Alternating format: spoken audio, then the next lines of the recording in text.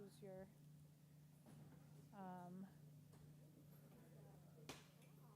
seats. All set? Thank you.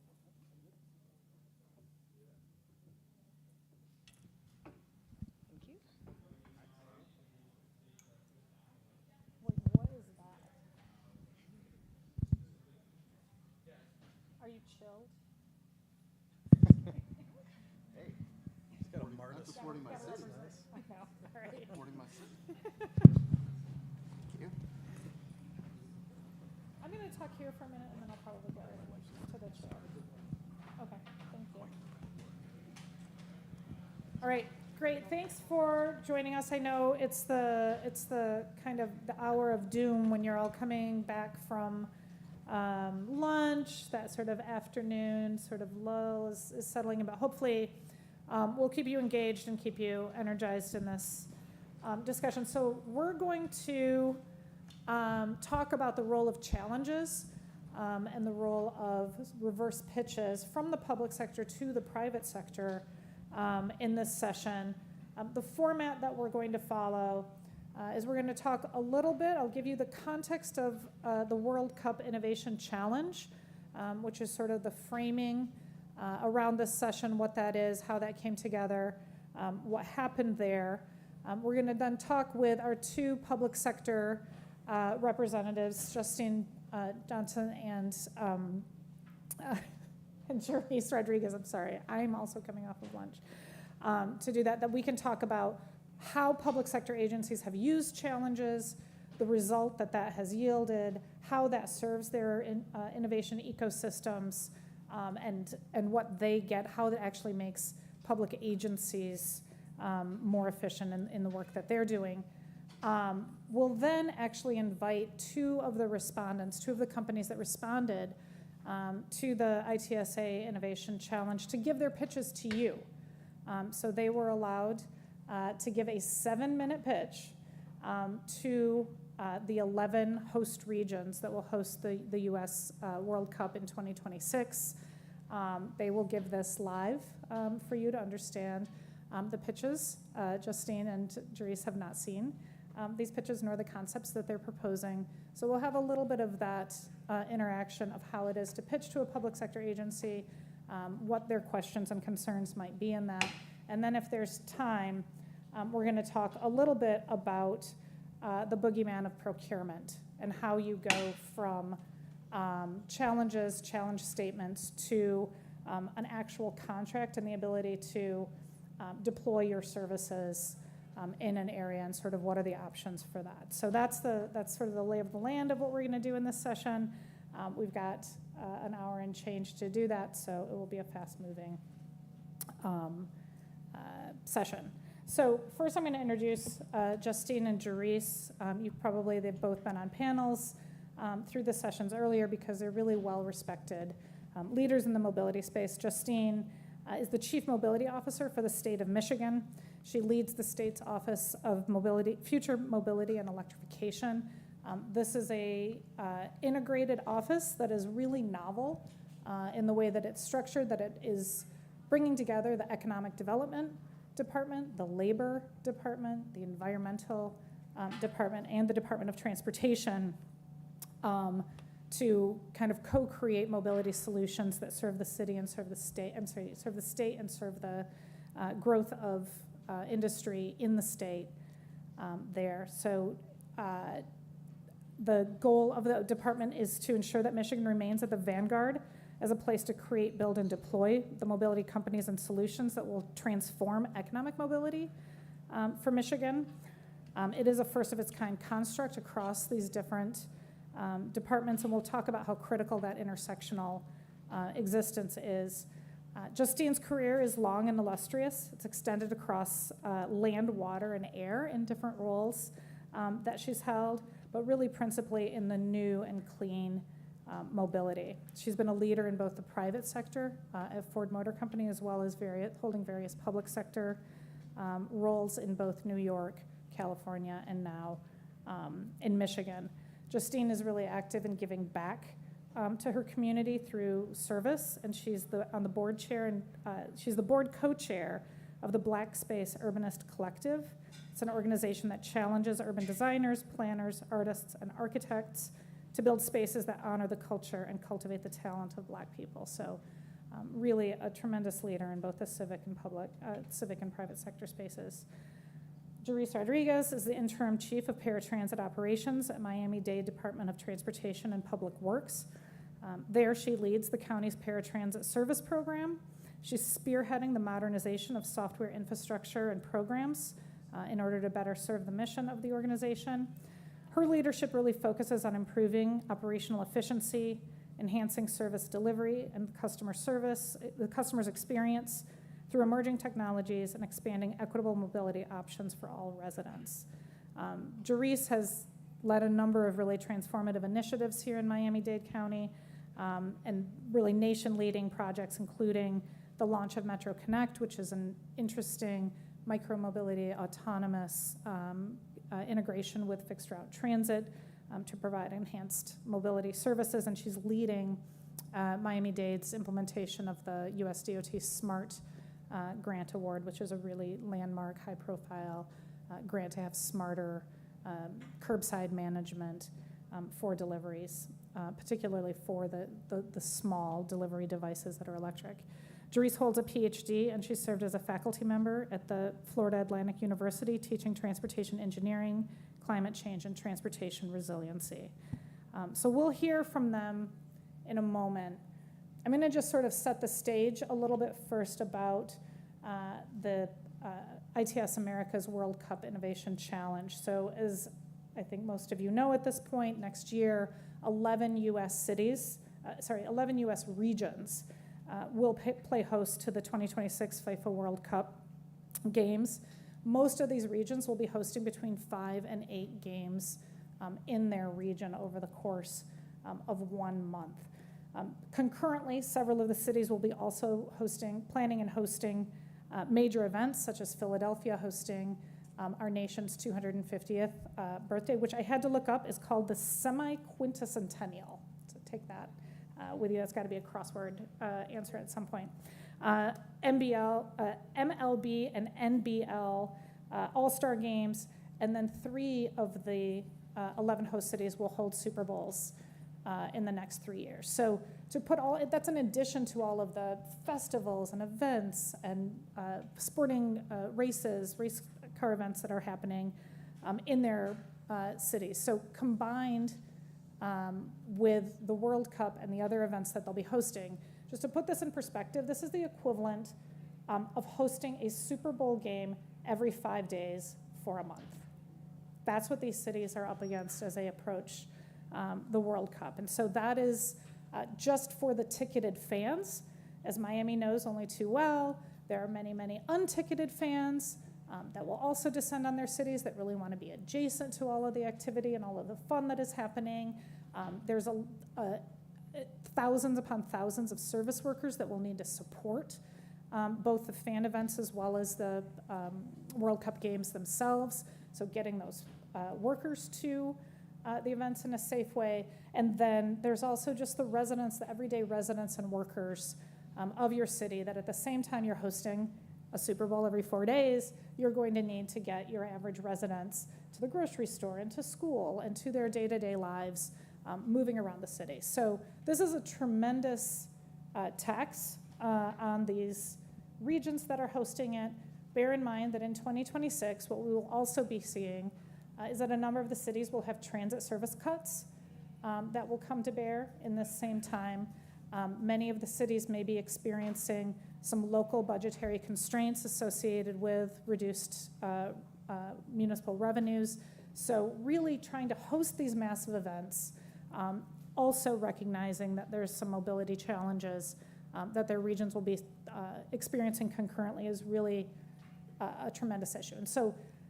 And they need to do all of this in less than 18 months when the games will really kick off. They're not allowed to make operational service changes after April of next year because that's when FIFA needs to really be able to integrate with the public safety establishment and others. So whatever innovations are going to come forward between now and then need to be contracted, developed, prototyped, and deployed in 18 months. So it's really a big challenge that they have.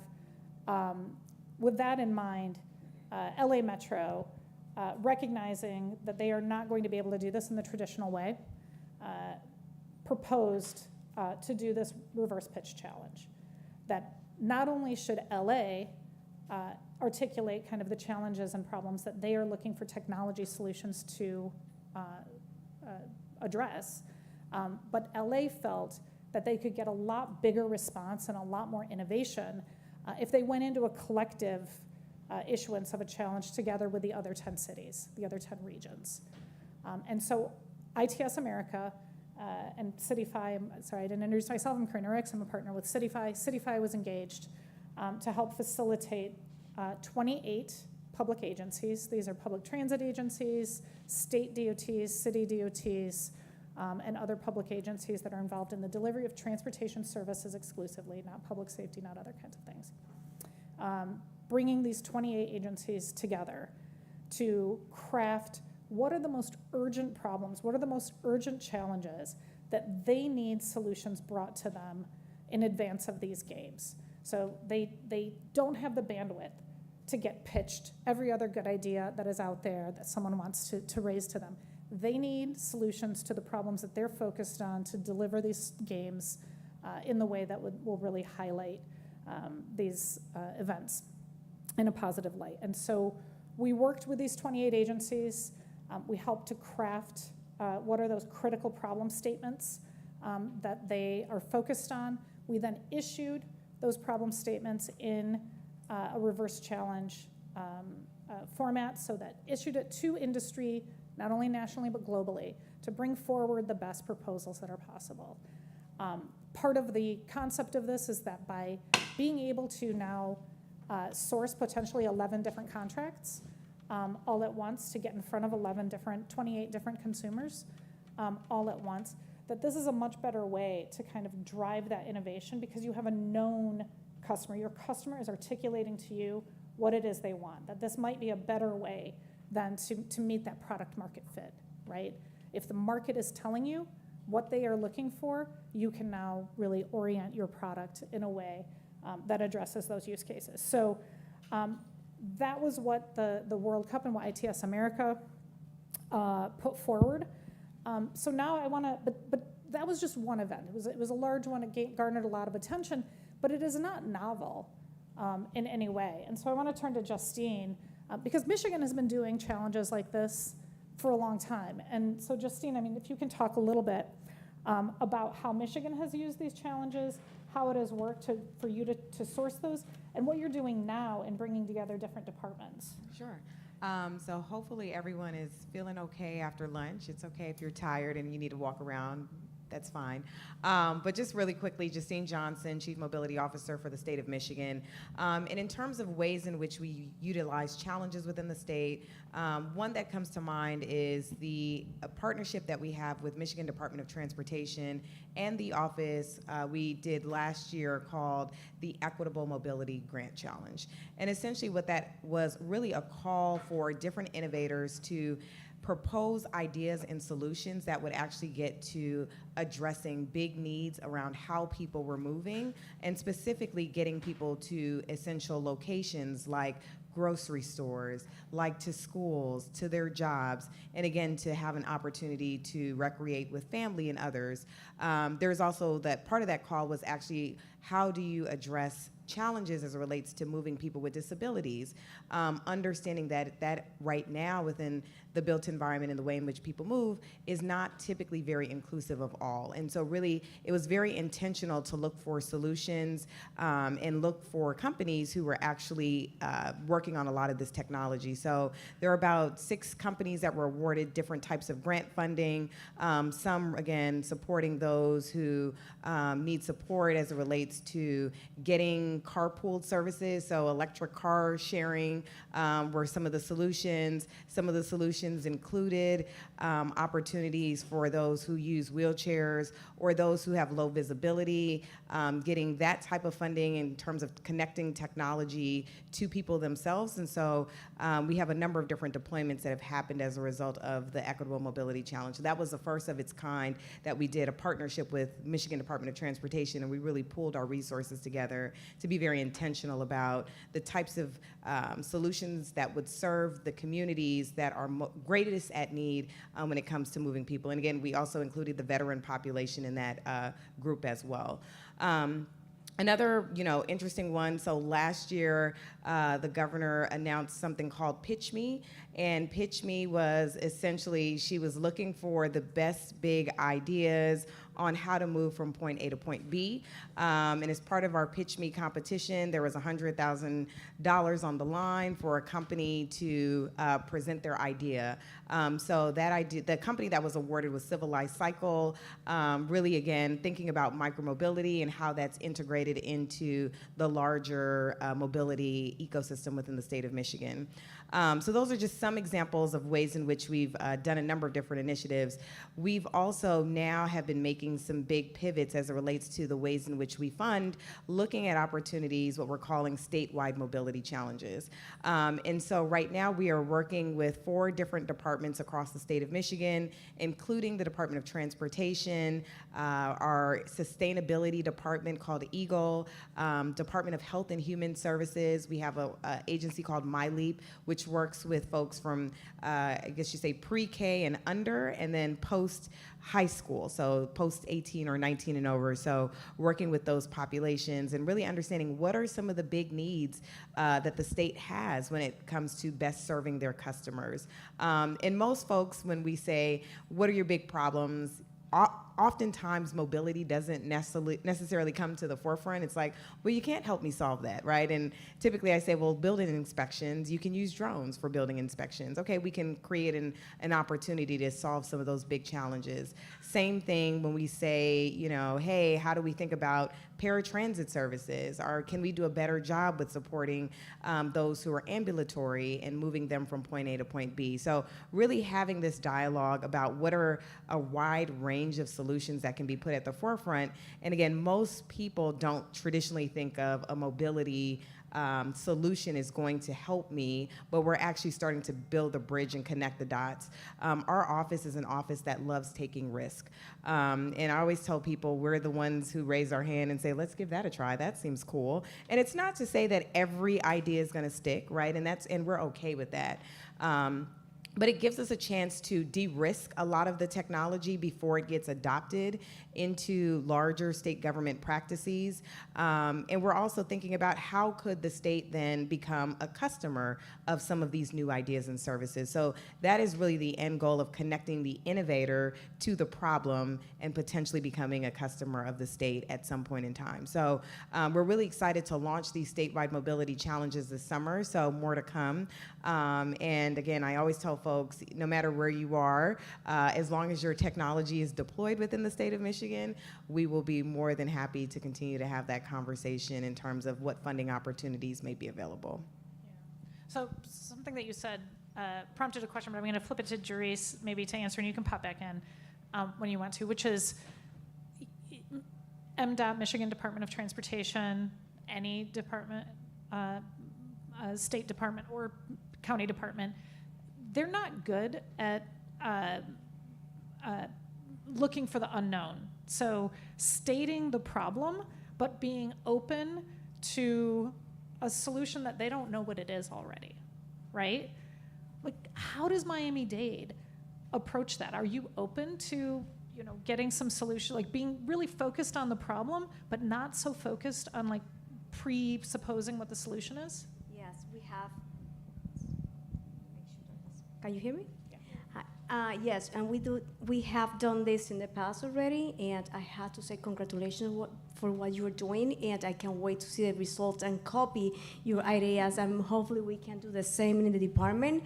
But yeah, when we talk about innovation, we as an agency, we know, like, have a general idea about the problem, but we might not know exactly how to solve it, how to procure it, how to implement. And one of the things that you have to be clear about when you have pilots and you are testing is you need to, how you measure your success, how you measure that something is successful or not, and be very flexible to changes, because what you think is your problem, you might find many other problems on the road that you have to adjust and move and change the path that you are taking. For this event, for FIFA for us, that instead of we are familiar with the mega events. We are not strangers to this type of events. We have the Copa America recently. We have the Super Bowl.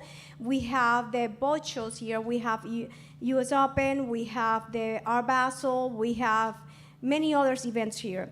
But this event is different, and it's different because the broad impact that it's going to have. And what we know here for sure is that this event will completely have an overflow of events across the county and municipalities, and it will be gonna be lasting for longer than a month.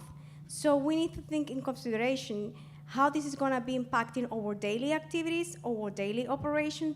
So to me, what I see the problem here is the problem is not providing access to the stadium or the games.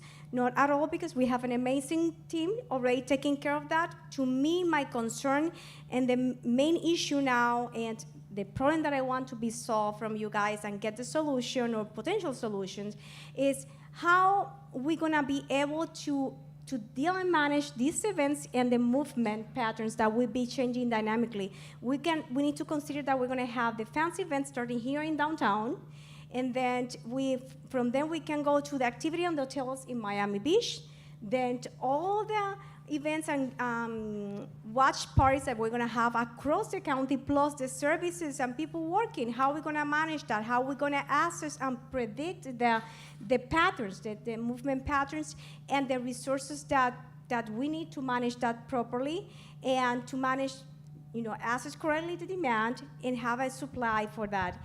To me, and the three things, the aspect that I would love to explore for this event is the first one.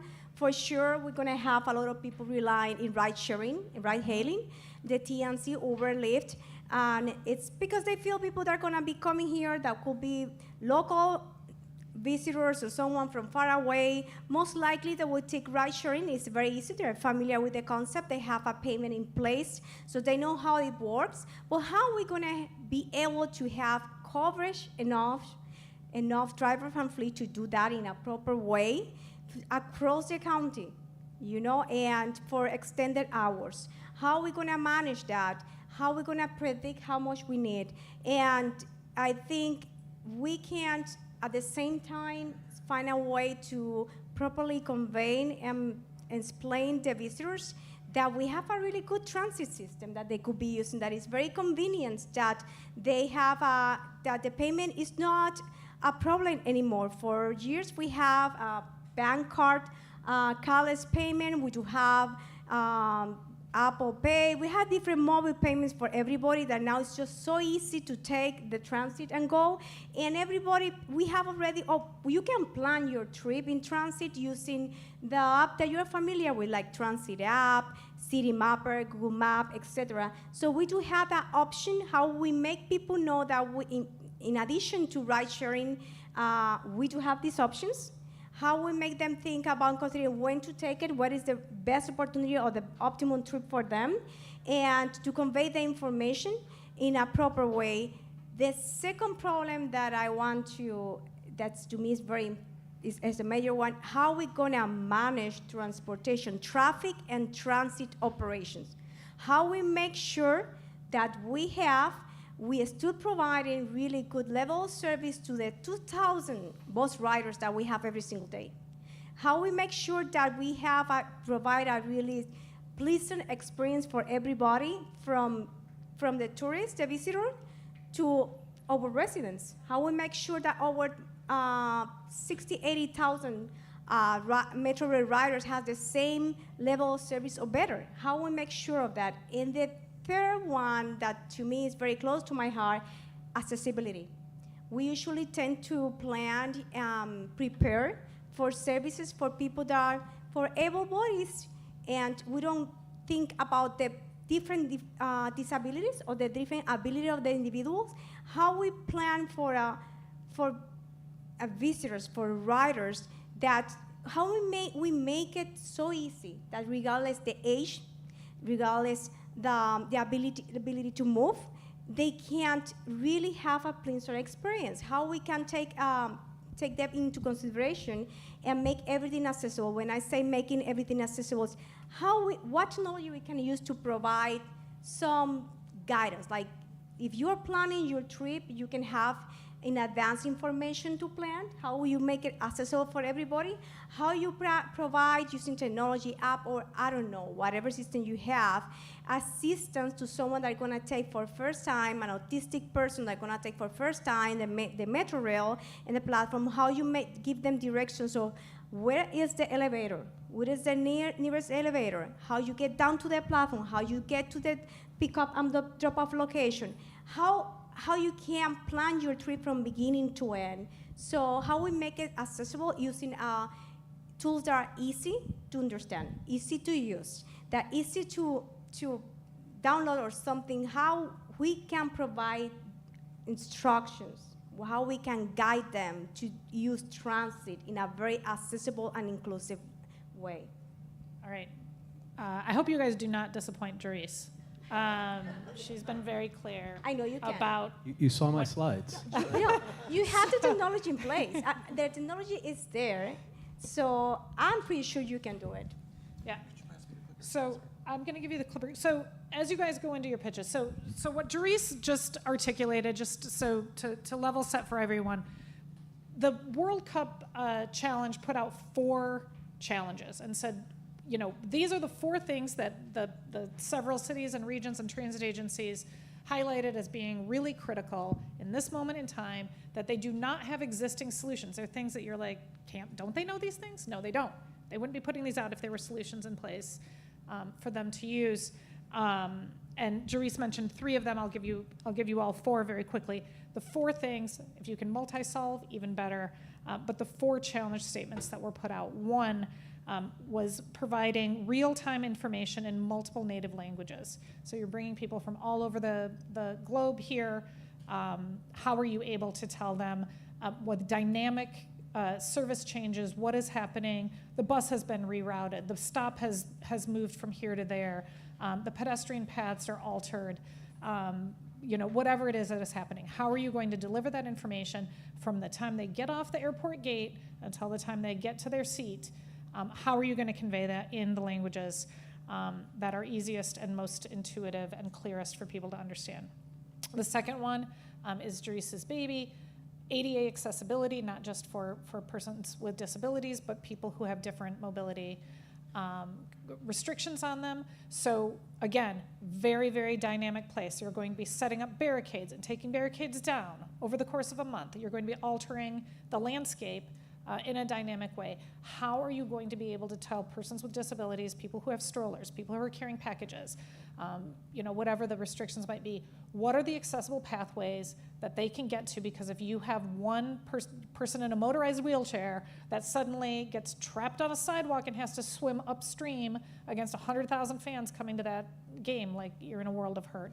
Getting them onto accessible vehicles, knowing where their stops are in a hot climate in the middle of summer in Miami. That was a very important topic that they wanted also. Effective curb management, Jerice mentioned the TNCs, taxis, ride hail, not known for following the rules or doing what they're told. How are you going to get them to actually behave according to the routes that you've planned for them, the stops that you've set for them? How are riders going to know where their ride is so they can get out of that place to the appropriate vehicle, and everybody not wandering around in the middle of after the whistle, final whistle calls? And then the elusive holy grail, which is integrated multimodal trip planning, payment, booking, and delivery. So how are you able, for people that are not familiar with your system, to let them know that there are on-demand transit, there is bike share, there is various shuttle services, regional commuters, because you're talking about a whole region. How are you able to package that all together? And it wasn't stated here, how are you not going to require them to find, download, and set up profiles in a brand new app for your city when you do it? So don't disappoint Therese. Wow. Okay, so. Can I say something before? Sure. Just remember that this is a way to expedite things. So we need to take advantage of this event to expedite transform the way we're doing things. So this is the opportunity that we have now is amazing, and whatever you propose, and if it's working, will probably be the standard, and we're gonna continue doing it. So you will change the mobility for every region, and for sure in Miami. Okay. Don't disappoint her. I tell you what, that's a tall challenge. So first of all, I'm Brad Henn. I'm with Hatch. I'm in Atlanta, as you can tell by my Marta scarf. I'm also a very huge soccer fan. So this is one of the reasons when I saw the challenge, I'm like, we've got to respond to this because I love going to soccer events. We went to the Copa America. Got to see Argentina play, so it was really exciting. Really, really big into that. So when I took an approach at this, the first thing I actually went to the end of the problem and worked my way back. And it's like, how do we pay for this? How do we get to where we want to be? So I came at it from the approach of what are the contract mechanisms out there? How do we work back to find the solution? So what I did is I put together a cohort of different groups that I deal with and work with. We formed a team of Hatch, Gannett Fleming, Masabi, Ministry of Velocity, Mode Shift, and Rebel. And I'm going to tell you briefly why we did that. The first thing here is we wanted to look at some way to help all the cities, potentially all at one time, by creating an experience that's focused on procurement and contract mechanisms without adding extra work to your daily lives that you're already going to have to deal with, right? So we talked about that. We wanted to focus on leveraging existing and planned assets that were already going to be available. Honestly, at this point, we're looking at, before things could get signed or whatever, 12 months max. There's not a whole lot of time to roll out a whole lot of unproven stuff at this point, right? So we wanted to look at what are the things that are already here. We also wanted to look heavily at technology and sponsor partnerships.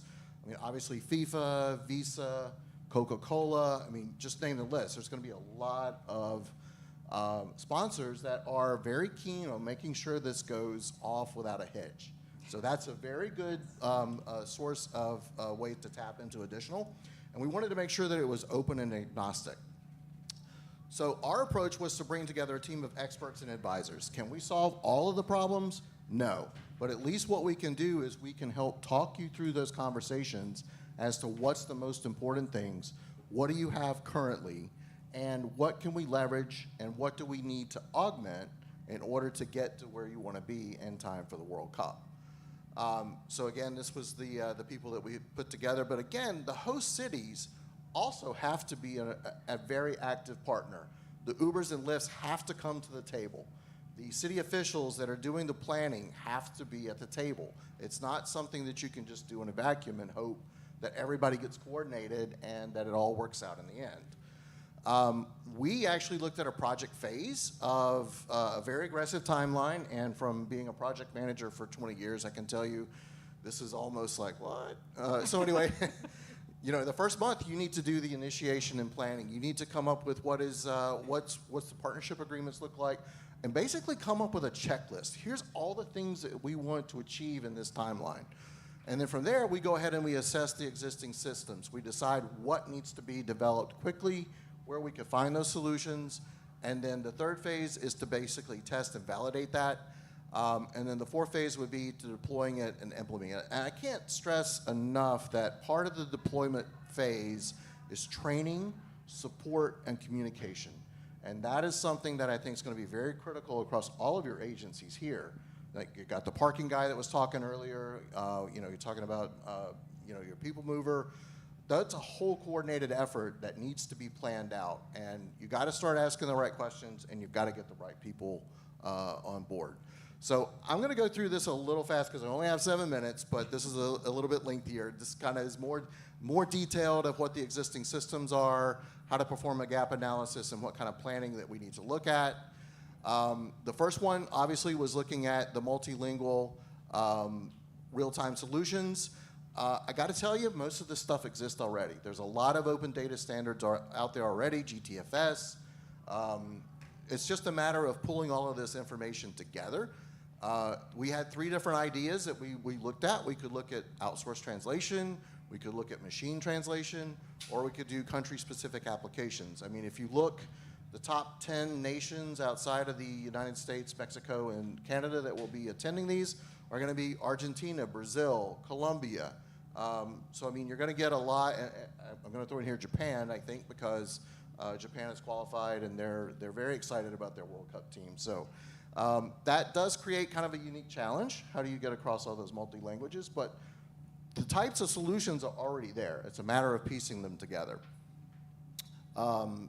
So then this would be how the methodology we would go about helping you get to that point. We would also look at the same for route navigation. You know, we use existing mapping areas. We'll do any quick build modifications that we need to do. We'll help you plan with the service changes that'll need to be made. And then we'll worry about some country-specific applications. And part of our vision was, if we pitch it one place, we would like for it to be kind of adopted across the country. Because if you're from Argentina and you're coming here to view a game in Miami, well, your next game may be in Dallas, Texas, or it may be in Seattle. So they will travel. They will go to where the matches are going to be. So it would be nice if it was the same look and feel. Again, this would be the methodology to go through that. When we talk about payments, there are so many options that we can use.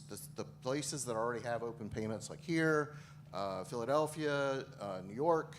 Those that do not, we could figure out some other additional integrated trip planning.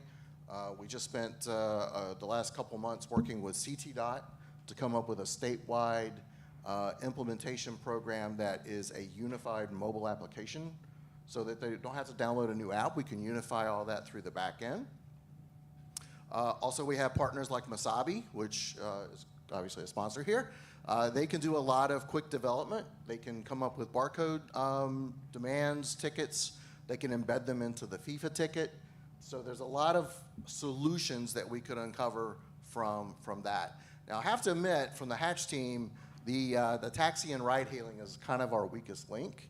That's not something we have a ton of experience with, but Rebel and Gannett Fleming did.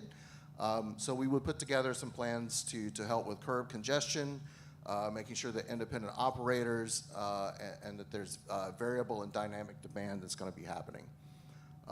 So again, I think one of the things that has to happen, though, is when everything freezes, say in February, there needs to be specific test planning. There needs to be feedback. It needs to be dry runs that happen. That is going to take a lot of effort and time that the agencies, frankly, aren't going to have. We're kind of the experts in that kind of stuff, so that's where we were proposing us as a solution. Again, some of the top things here, coordination and collaboration we feel are very important. Integration of existing systems, identifying the technical challenges, making sure that it's scalable and reliable, and also user adoption and training. And then, of course, you have the budget constraints and risk management that come along at the end. So I'm going to just close there, and there's my contact information if anybody needs it. Good job. So give these guys, we have just like 5 minutes to some quick clarifying questions that you guys have for Brad, and then we'll go to Jonathan. Need to contemplate that. One of the things I should say, having uniformity across the several cities, that was one of the things that ITS America and this sort of collaborative of cities had in mind, because the fans are going to travel, but also scalability. Justine talks a lot about the ability to scale solutions. This is an opportunity to scale them. The other thing, while you're thinking of your question, is that these investments are not for the World Cup games for like June of 2026 alone. If these agencies are going to invest in these systems, they better have utility for 2027, 2028, and onward. Just any questions? Thank you for the pitch, Brad. Really appreciate that. My first question is, maybe I missed this, but in terms of metrics of success, how do you know that you have successfully implemented these solutions? What does that look like for you? Did you? Yeah, so obviously wait times, people reliability, people being able to move about. We would basically create a test plan to make sure that the system that we plan out is going to work, and then we would follow that test plan out ourselves for, say, a period of, 30 days, and gather data to see if we're meeting what we expect to happen before the events start, right? Before you get crushed with 500,000 people showing up. So we would work with the agency and the region to determine what their success metrics really are. We have our own ideas, but obviously I don't live here in Miami, so it would be very helpful to have that input, and I could go from there. Something you mentioned about having, coordination and communication, but I didn't see how you are involving the community for this. How you're gonna be informing people, communicating how to use this. That's gonna be there, and involving the community is important. I know we don't have much time, but it should be involved in every process, because if we don't involve them, it might not be successful. So how we do in this constrained time or period that we have, involve the community and trying to capture the different sense that they have about it, how it's going to be working, if they like it or not.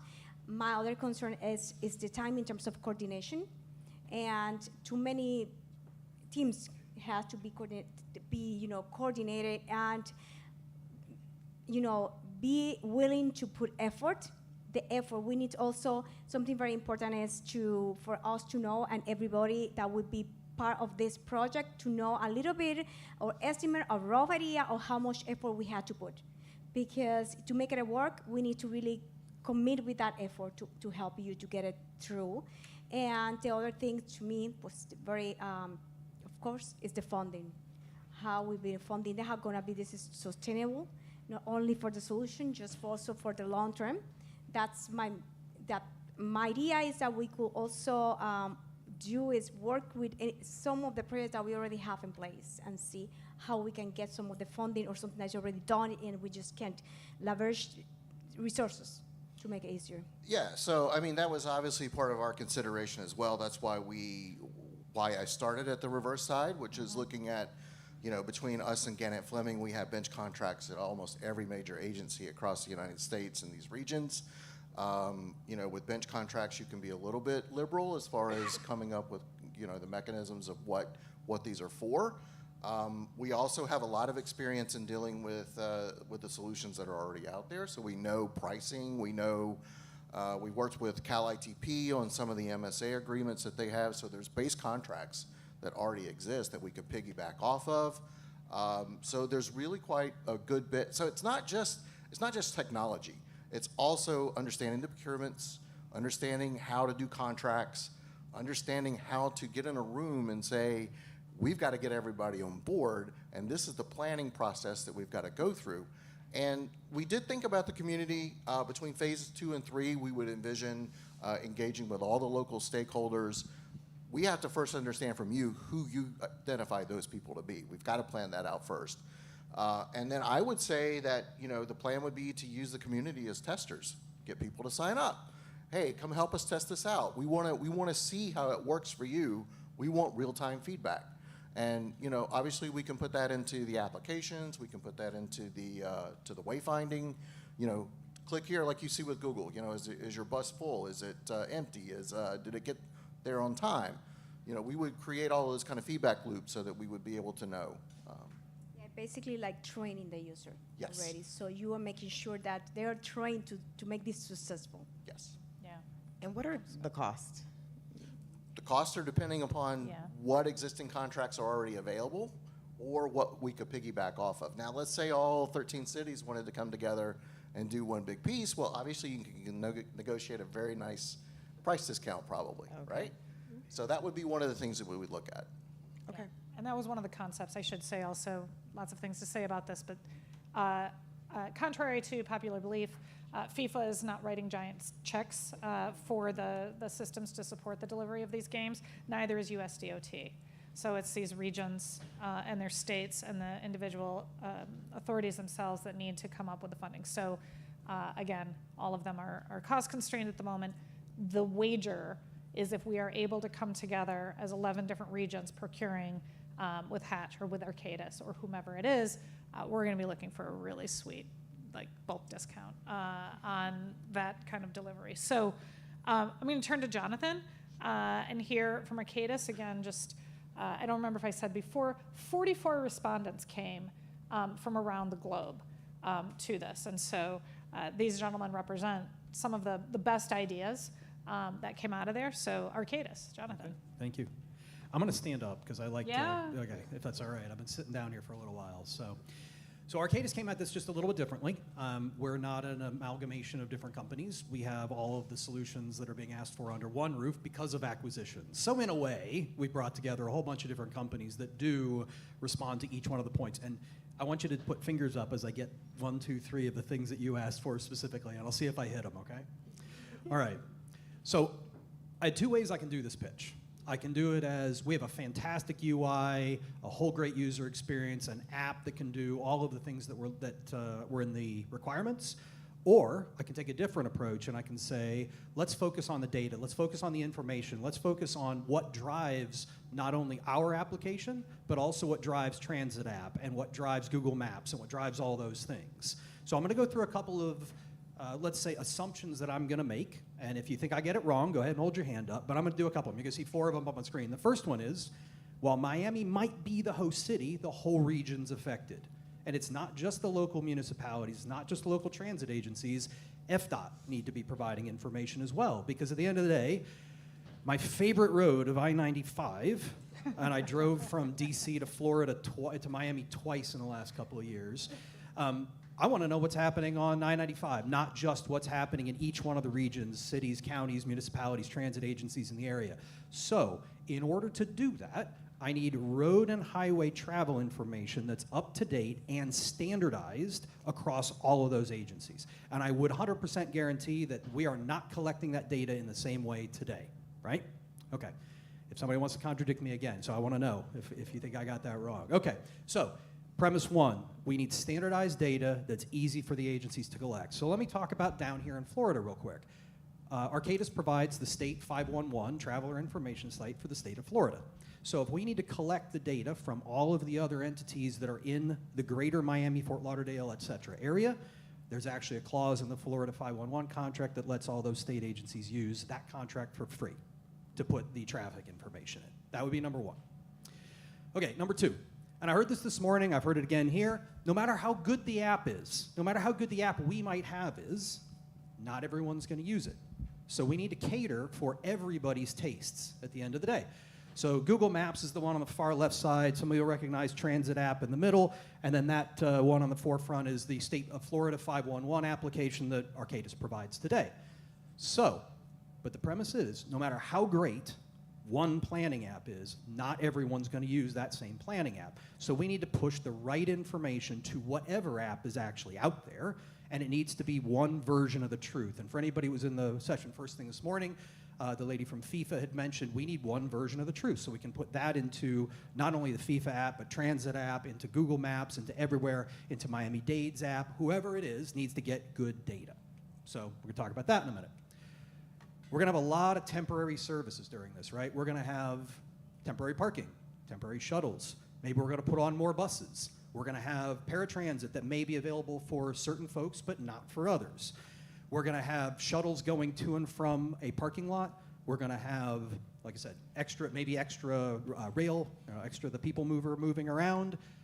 We need to communicate that. So all the temporary data that we're going to have to create in order to provide information to all the apps for these games needs to be easy to collect, easy to manage, and easy to push out to all the people that need it. All right? No arguments so far. Okay, so I think I might be on the right track. Last but not least, and I think this hits your point, fans need to get to the events, but the locals still need to get around as well. The locals are going to know, hey, that bus is absolutely packed with people. I need to leave earlier. Or, you know what, there are no Ubers available right now. I need to go find public transit. Or the Uber price has gone up so high that they're not going to be able to afford it at that point. So the data that I'm talking about is important for everybody, not just the visitors. Okay? So again, the data that we create needs to be pushed out to Miami-Dade Transit's app, to Broward County's application, to any trip planner that's out there, including the ones like Google and Waze and those for the people who are driving. So data for all is the fourth most important thing. So with that, Karina already mentioned the 4 challenges, but basically, Arcadis has brought a suite of applications that we already have built that can deliver a consumer off-the-shelf planning solutions to deliver for FIFA, to deliver for tomorrow, the day after FIFA. And I'm going to talk about some of the implementations of this that are already out there. So the benefit of going last is, I'm not going to explain all the project management, all those sorts of things on this, but you're completely correct on them.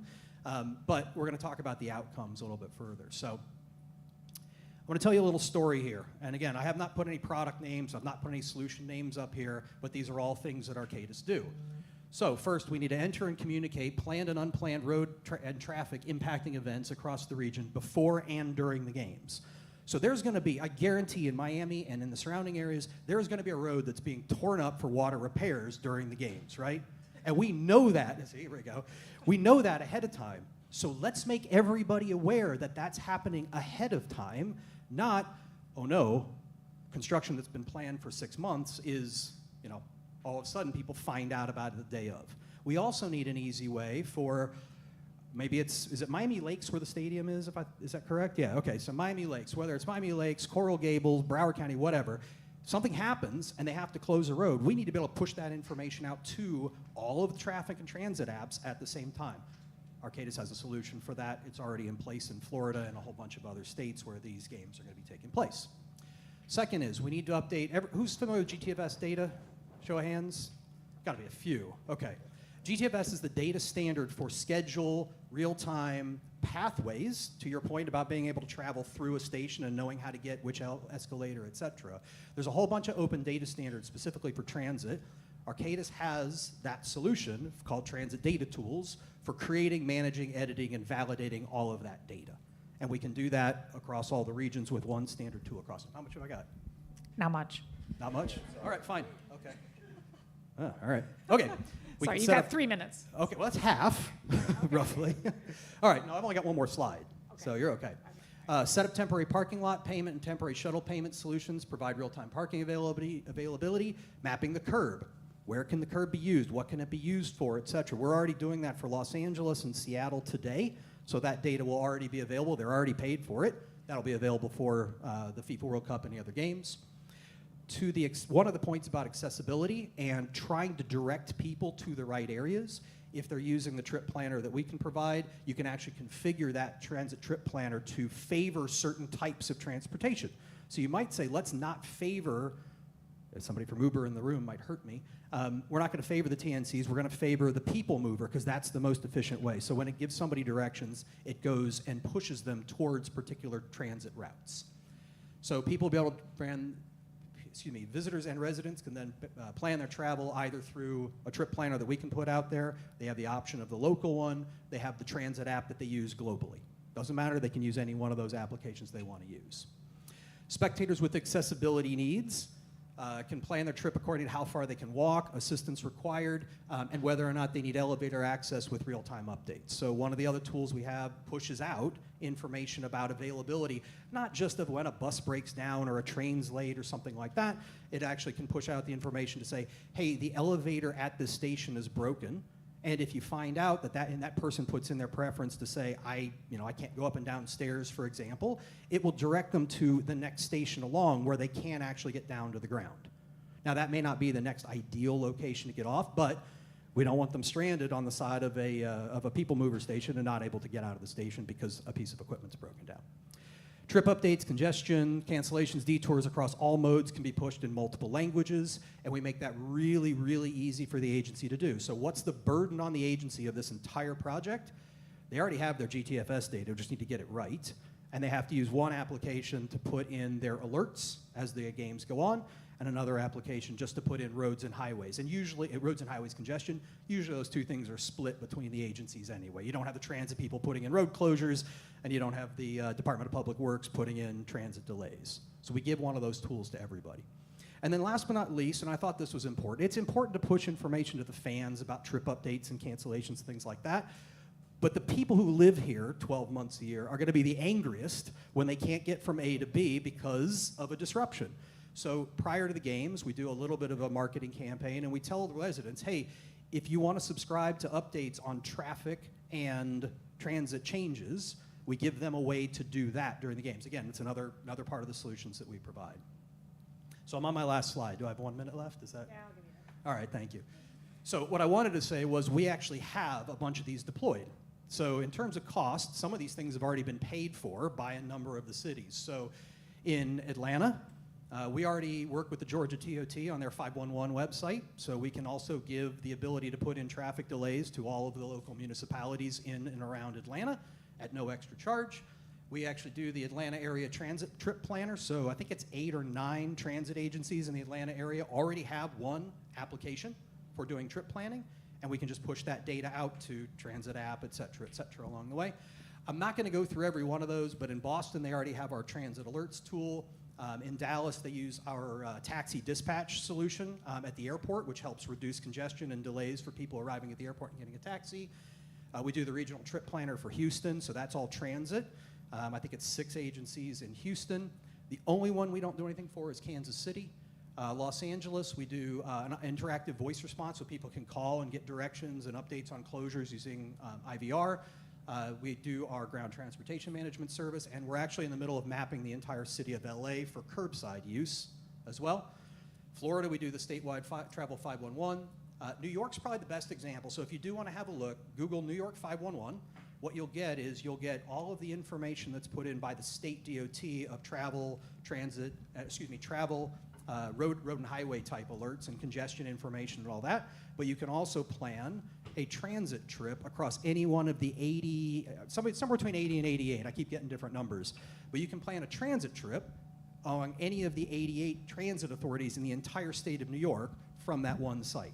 So you can choose, I want to do roads, I want to do transit, I want a combination of the two, I don't want to get on a bus, I only want to be on a train, and you can do all those as well. So again, down that list, we're providing a bunch of these already for most of these agencies, and we think that's a great pitch of you're already using it, it's already tested, it's already in place.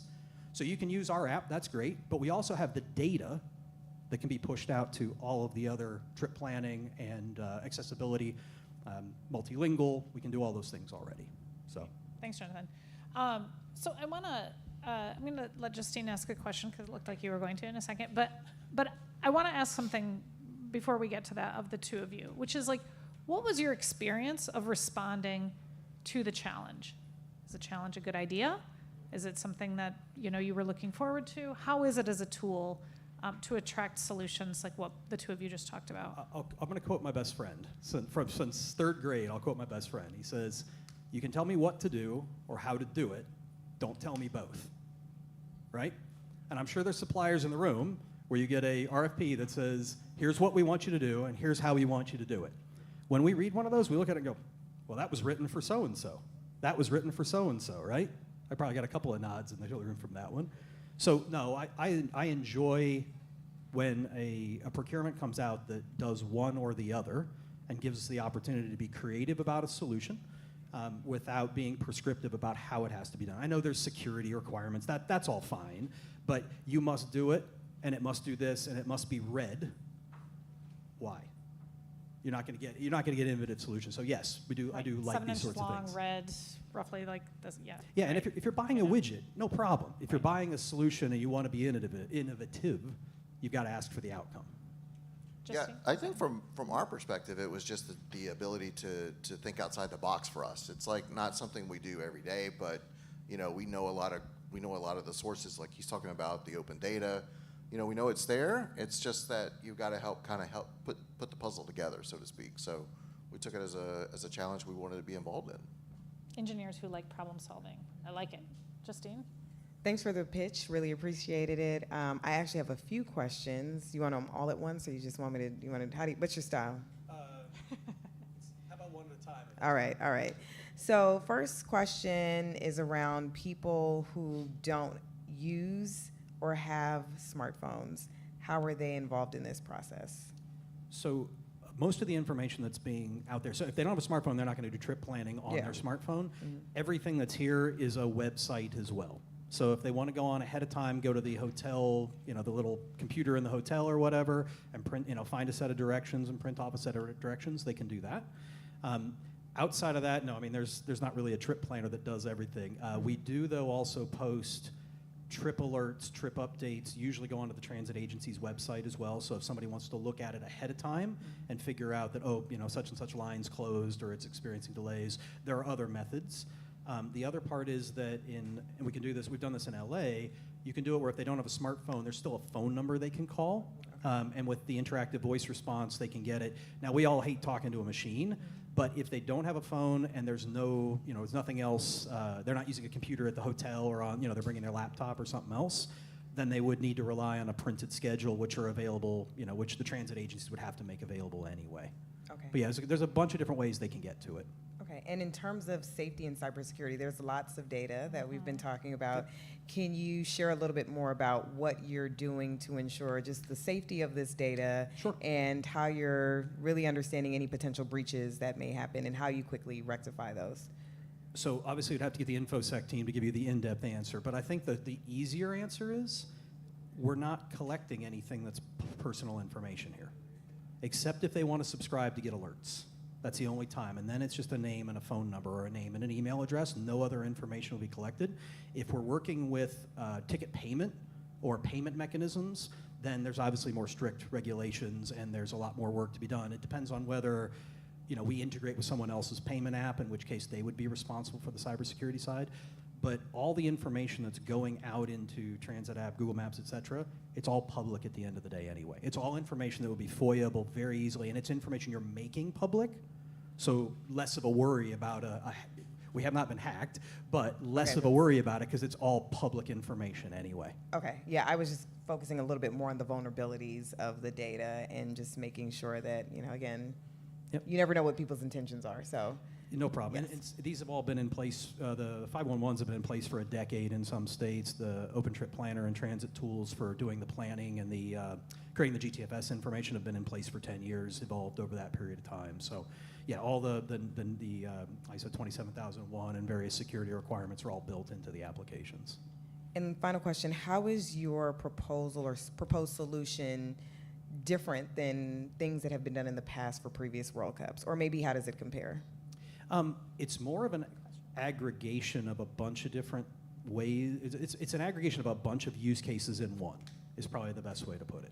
So there's not really, today, you can talk about AI for interaction with a customer who has problems, LLM kind of chat functionality.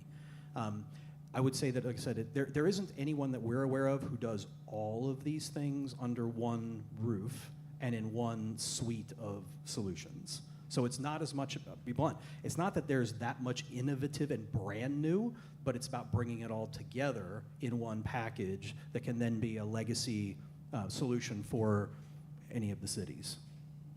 Thank you. So it's the delivery. Jerice, did they disappoint you? No. Okay, But good. I have a question for you. I'd like to see that you are thinking about the data and how to gather all the data. And we know that people will use whatever they're familiar with. The most likely the one we can recommend one as centralized app to gather the information, but maybe people won't use it. So many of them won't use it. How you make sure that all the information that you have is shared across the third-party apps or tools, so that they can use exactly the same that you have, and they can get the alerts. I don't know, somehow they get it, the information is there. I see that information go through also our 311 call center in the county, so that would be very helpful because someone called, doesn't understand, doesn't know where to get the information, they call and they can get that. The agents can provide a lot of information with that. And I like that you look at two ways information that we need that is very complete, how you will integrate also information about other call center or phone information where they can find if I lost and found, I don't know, I'm talking just security, police, rescue, emergency, I don't know. How are you considering that also there? Because that would be great to provide that information there that if something happened, it's easily to find and then find out at least the contact information or what to do or some instructions, I don't know, something. Yeah, so typically when we would deploy, at least in our front end, I can't talk for third-party front ends, we can still give them that information. But we think in terms of map layers, right? So you've all been on a map, you've clicked a button, it shows you new things. So one of the things you could add would be, I know I'm parked over here in the parking lot and they've got the little blue, dial emergency number sort of situation things. Put those on the map. And you can put them in there so somebody can click, I need to find security, and I can see all the security spots. I need to see where the temporary parking spots are because I'm actually driving in, click. It'll show the temporary parking zones, which if you look at Google Maps might be a field or an empty paved lot, but for the FIFA games, it's gonna be a legitimate parking lot. You can put into the application, particularly things like, let's say for Florida, I'll give you a Florida example. It's not quite yours, but similar idea. If you go to Florida 511 and you look up the truck resting locations, it shows you how many spots there are at each one when you hover over that particular one. So yeah, real time. So you can add a whole bunch of information in, and we already have map layers for most of them. It's more just a question of, here's what we know folks want to show. Here's what you might want to add, and particularly for the games, again, temporary locations, those sorts of things. So whatever that extra, and then might be another tab. In particular, I think on Florida's, if you go up to the top, there's a number of drop downs that take you to the Department of Transportation website, or it takes you over to, if you're on a transit application, it takes you to the agency's website with the actual original like printed route version on it. So you can link to anything you want to add to it, either as a link, put text in a tab, or put it on the map, depending on how people want to look at it. Just last question. So just how does your solution support short-term World Cup needs and long-term community needs? So it does both, and it's that flexibility of being able to add different maps, et cetera. If we're talking about roads and highways and infrastructure, then it's a map layer. We say, okay, we bring in GIS location information that all these cities and towns, everybody has that. So we add those in, and then when the cup's over, we take them off the map. We say, right, that layer's no longer available. When it comes to transit, it's about having the transit schedule or pathways. There's all kinds of different information, but let's focus on schedule. So if it's got the schedule information created before the games, and then it's updated updated before and launched the day of the games, a new schedule with additional trips, et cetera. And then when the games finish, we just revert back to the old data set, and we can do that in a minute or two and plan it, and then it'll just go straight back to the old schedule. So temporary events, temporary marketing, temporary information, temporary schedules, temporary locations, temporary shuttles, all of that can be integrated and then just turned off when we get back out the other end. Thank you. And I assume that you are really willing to give us all that data for the future, so you will be sharing with us, right? It's your data. Yeah. Is that the right answer? Yes. Okay. So, Jerice, I guess this would be directed at you. So this is a sampling of 2 of 44 solutions that came forward. Some of the other solutions involved using drones as sensors, using static signs as a way to push out information for those that don't have applications. There was a whole host, a wide diversity of different solutions that were sort of brought forward to this that solved one or several of the problems at hand. But literally, is there anything you sort of laid out the gauntlet of the things that you wanted to help be addressed? Is there anything that you heard here that you didn't know was an option before that now has been sort of daylighted to you as something that might be useful to you?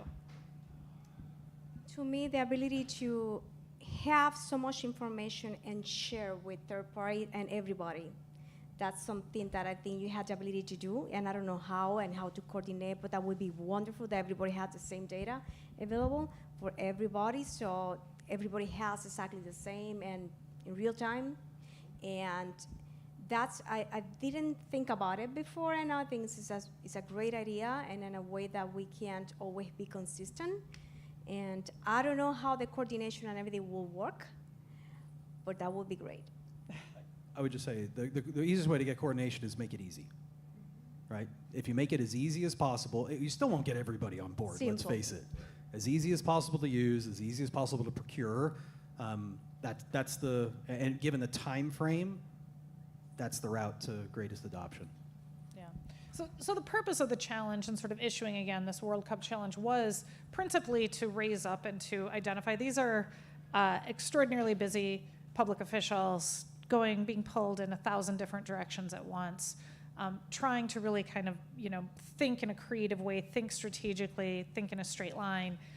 Is very difficult when you have all of these things coming at you.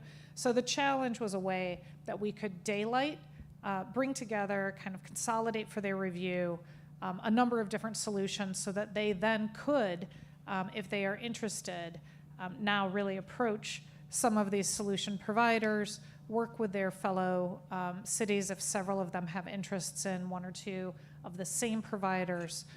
Again, that they can consolidate not only money, but they can consolidate staff time, which is also extremely precious in public agencies in doing this. And so, I think on the whole, what we've heard from the several cities was that doing these consolidated challenges was extraordinarily helpful to them. I think I heard from you guys that it's actually something that was helpful to you also in being able to really kind of think about new solutions, new ways to package the solutions that you already have and really make it consumable in a rapid way. I don't know that we have time. We wanted to kind of go into okay, great, so now you've identified the solution, how are you going to procure it? I know, Jonathan, any quick words that you want to say on that as we sort of are running out of time? And if there's any questions, we haven't left that much time from the audience, but if you answer quickly, we can get one or two questions from you all if you have them. All right. Collaborative procurement, lead agency, pick one, make them do it, get everybody's input, let that one agency run the procurement on behalf of everybody else. That's first. 2, look for a reseller or a bench contract, whatever that may be. There's all kinds of IT solution type resellers out there who you can go through. NASPO contracts, Omnia Partners, ex-US communities. I mean, there's 25 different purchasing cooperatives out there that already resell for companies like ours, companies like these guys that in their consortium. I mean, there's a dozen different ways this could be done without having to go out to necessarily do a public solicitation, though, no problem. If all the 11 cities want to do it together, just also bear in mind you should be bringing in Canada and Mexico into those information sources as well, ideally, so that the fans have that. That's FIFA's job, right? Get that great experience across everywhere. And you're not going to be able to do that transnationally. But at least in the U.S., cooperative procurement, one lead agency procure, or piggyback on either the existing bench contract, or we've got a couple where our clients have piggybacking clauses in their contracts already too. Hopefully that was short enough. No, that was good.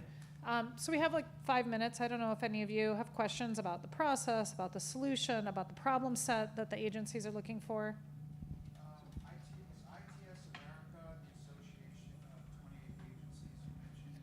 No, ITS America is the Intelligent Transportation Society of America. They are a trade organization that work mostly in sort of the intelligent transportation space. They were asked, because they kind of occupy this sort of unique space, right? So state DOTs are part of AASHTO. They convene together in that setting. City DOTs are part of NACTO. They convene in that setting. Industry convenes in its own setting. ITS America is a unique entity that sort of involves this cross-section. It brings together both the public sector and the private sector. So you mentioned the association of 28 agencies. What was that association? So it's not an association. It was sort of it was a cohort that came together. So ITS America reached out.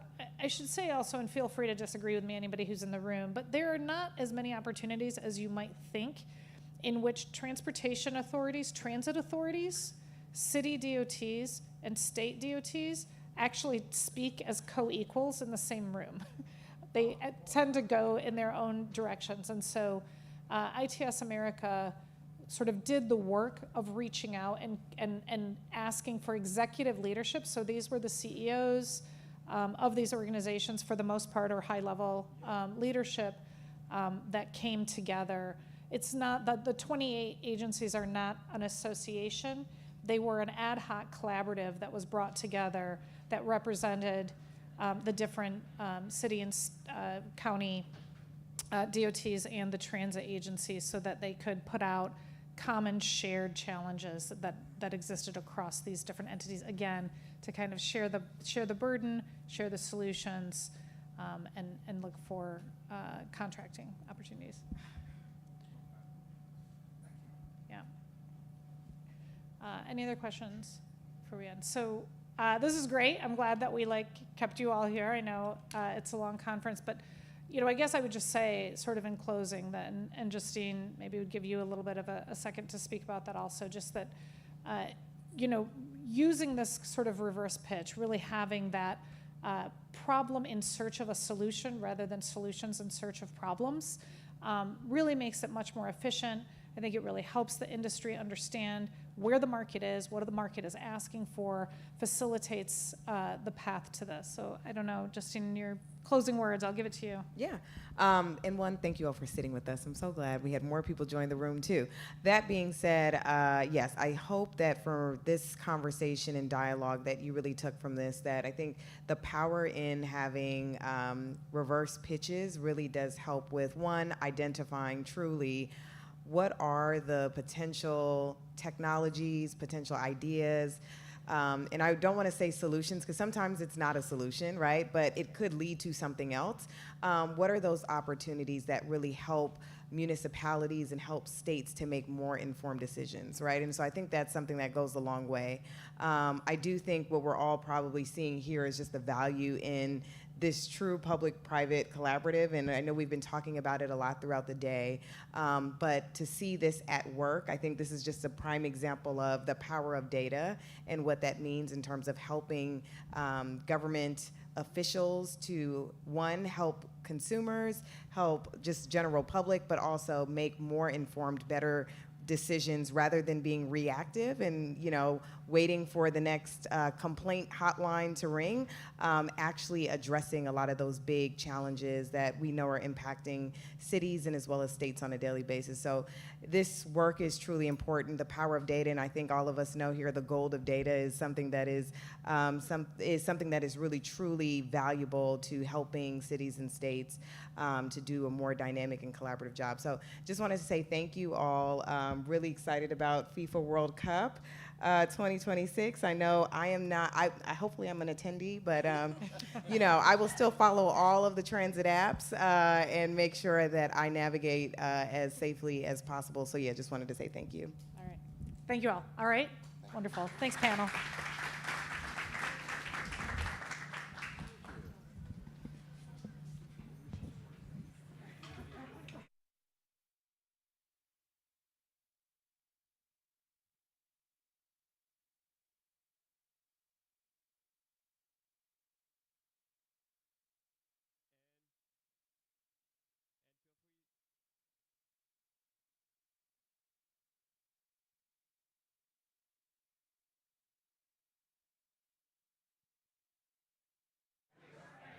And feel free to stick around. We have another panel just after this called Your City at Your Fingertips. It will just be starting in a couple